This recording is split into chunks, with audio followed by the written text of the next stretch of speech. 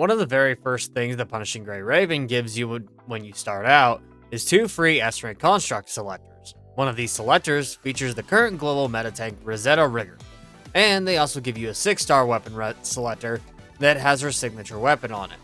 I would go as far as to say that this is your best character and weapon you can get from these selectors. But this video isn't about why you should get Rosetta. This video is about her leap skills, how to level them, the full cost detail, and how to perform the said skills while in combat. My name is Mimic, and welcome to the full guide on Rosetta Rigor's leap. Okay, so leaps take a lot of resources to do. And we're going to start by going over just how much it's going to cost you to fully leap your Rosetta. So to start with, you will need 135 leap wafers for Rosetta. This breaks down into 2,025 leap wafer chips, or 4,050 vouchers, or 8,100 Warzone influence, which is the Warzone points that you accumulate. Next up, you will need 630 aura units, which will cost you 2,700 serum. You exchange for the aura units over in the material event for whatever patch you're playing on. Finally, you will need 180 skill points and 5,175,000 cogs. I know this seems like a lot, and it is, but considering just how much of an upgrade this is, and the fact that if you don't leap your Rosetta, then you're effectively cucking your physical team, then it becomes all worth it. So to start, her leap skill, Shining Wings, increases her blue orb damage by 10%. So if you have her hyper-tuned all the way, you will want to set her Infinitas to blue. So at level 9, her QTE will pull in nearby enemies, and at level 18, which is max level for leap skills, she will recover 15 signature energy.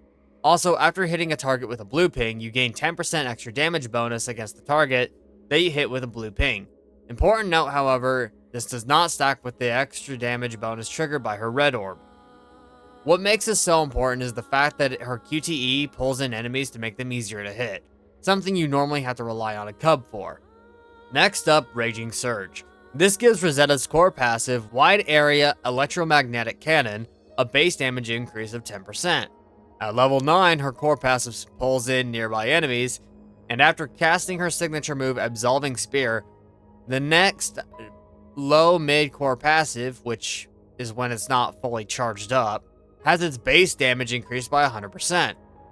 At level 18, the next low, mid, and wide electromagnetic cannon generates an extra 3 signature energy. After casting Wide Area Electromagnetic Cannon, Rosetta then becomes overloaded for 4 seconds, during which all 3 pings and her signature move will receive maximum energy point bonus. Her Triple S passive triggers her SS passive, which will inflict the Penetrating Pivot that reduces a target's physical resistance by an extra 5%.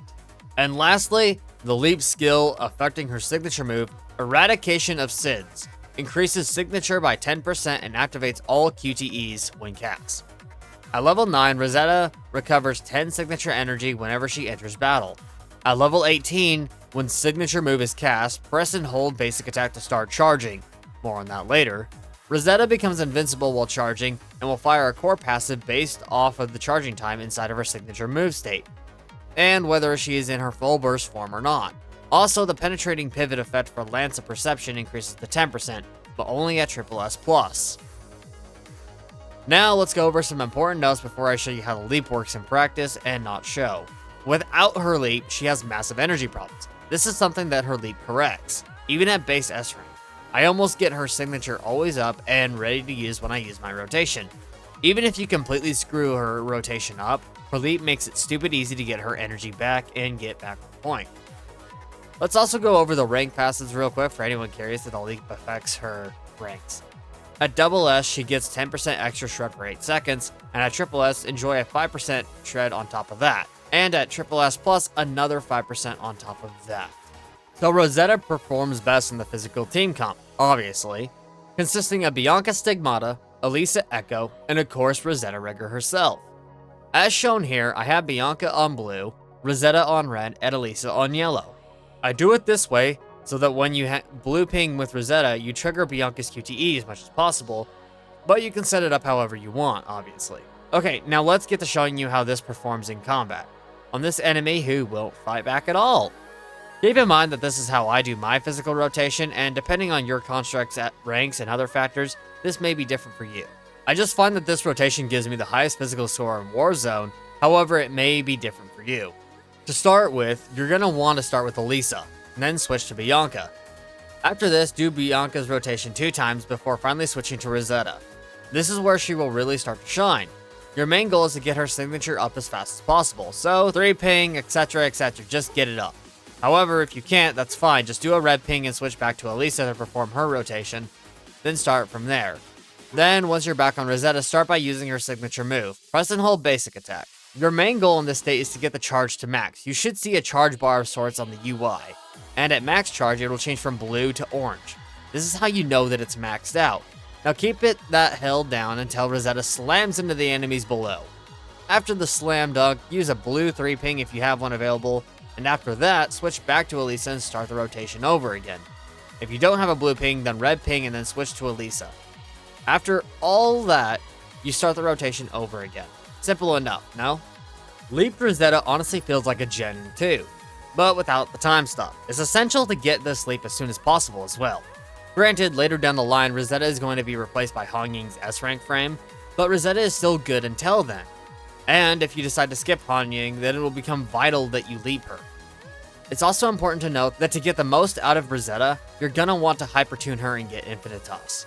Something that even I'm still working on as of this moment. Get that, set it to blue, and you're all set. I want to give a huge shout out to PGR Jesus, Coco Sensei, as he helped me go over all the finer details when it comes down to Rosetta. So do me a favor and glaze the hell out of him in the comments down below. So, if this video helped you, please give it a like and hit that subscribe button, like it owes you money, and hit that notification bell to be notified when I upload a new video. I have a Discord where we talk all kinds of nonsense, and plenty of people over there are willing to help you if you're struggling in PGR and other stuff. I stream most days over at twitch.tv/MimicSouls, and with that everyone, take care, and I'll see you on the next video.